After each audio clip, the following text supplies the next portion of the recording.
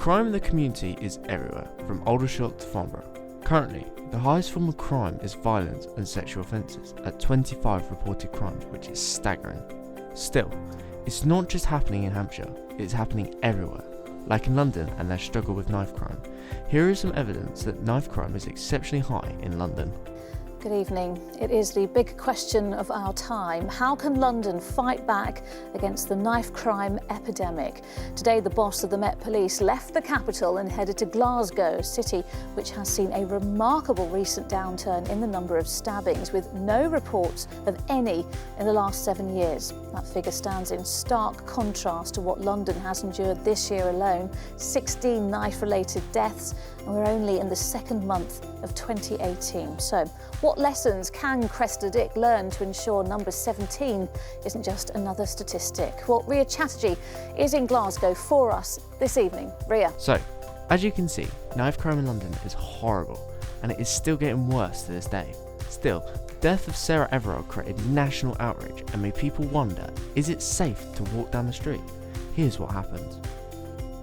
This is a moment trust was distorted.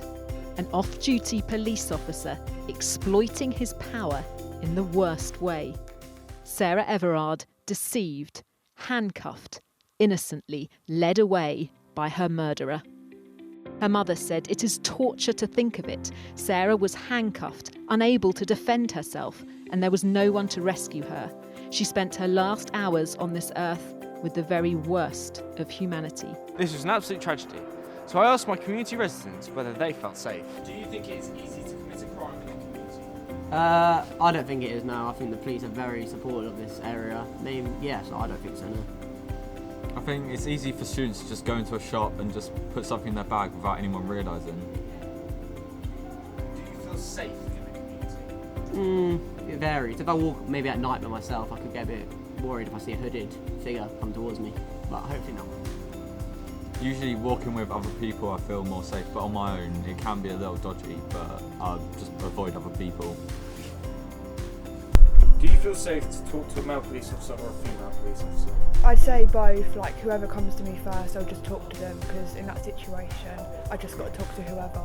Yeah, I agree, because if you're in danger, you're going to want to get help straight away. Yeah. So yeah.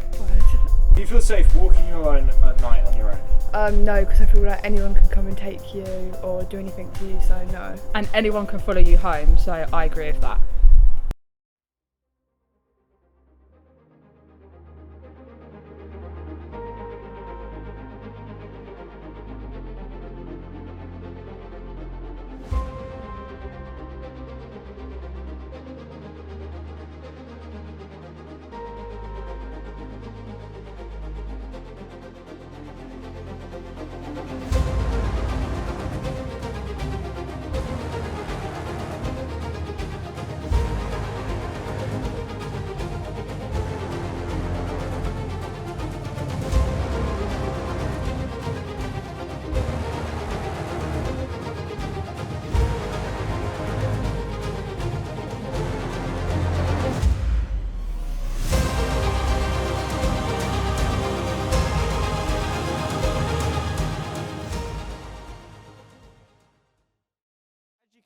Crime against women are on the rise, which is a terrifying statistic. Still, a crime that stays at the top of the crime stats in this community is car theft and vandalism.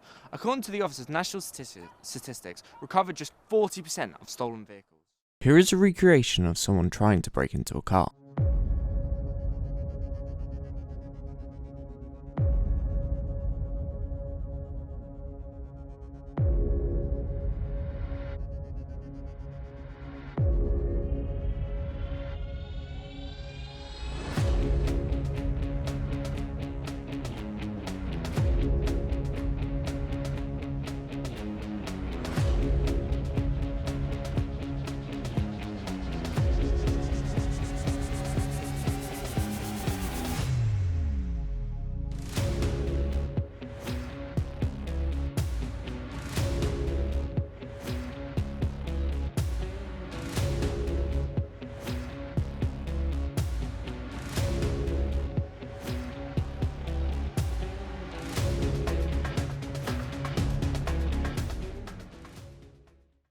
Stealing cars is a severe crime and very high in our community, so I decided to ask David May a few questions on how the council is making the community safe and how they are helping the police clean up the community of crime.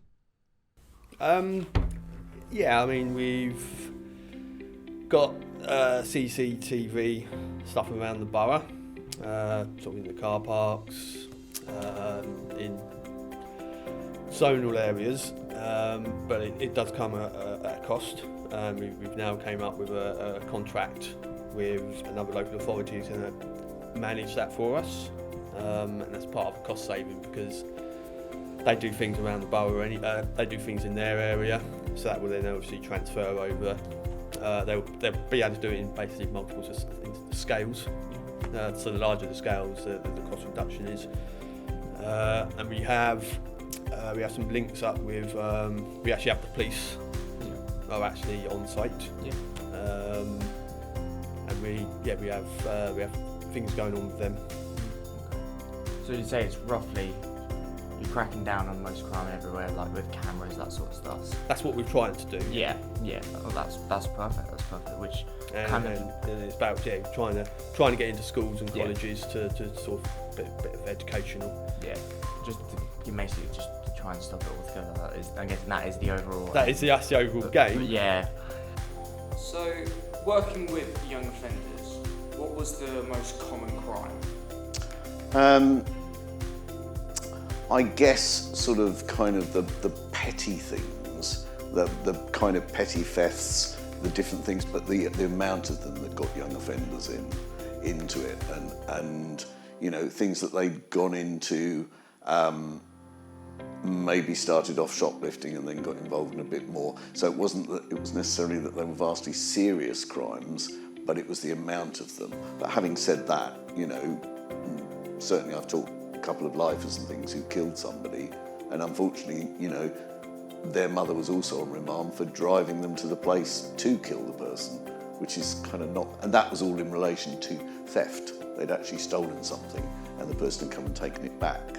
So that's quite a, you know. It's quite gruesome. Yes.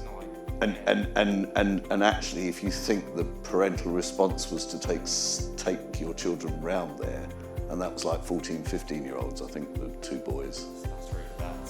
It just shows that something that deeply troubled the parent to encourage it onto the child to go and kill someone. And I would hasten to add that they were two of the nicest lads out most of the time. Do you know what I mean? Yeah. Wow. This just leads on to the next question. Do you think young offenders are impacted by their community? Absolutely, because quite a few of the people that were on remand waiting to go to court, quite a lot of them, their parents were abroad, they'd gone off and left them, you know, they'd left them X amount of money or something, but you know, these were, in theory, young offenders institution was for 16 to 21, but actually there were quite a lot of 14 and 15-year-olds, and most people wouldn't be leaving their youngsters to be fending for themselves. So I think parental, and I guess that not feeling part of the community, not feeling part of belonging is, I guess it makes it much easier to commit a